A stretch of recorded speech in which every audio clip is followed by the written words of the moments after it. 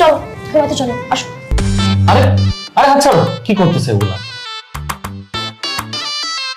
তোমাকে না বলা হয়েছে যে তুমি মায়ের সাথে ঘুমাবো, আমি বাবার সাথে ঘুমাবো?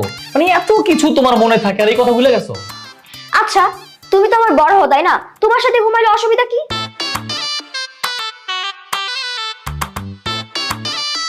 অসুবিধা আছে, তুমি বুঝবা না।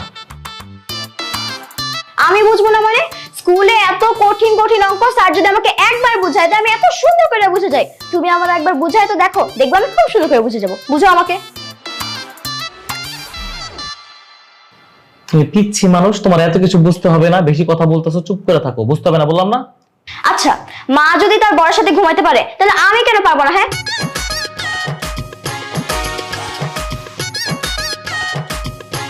মা আপনি বলেন তো,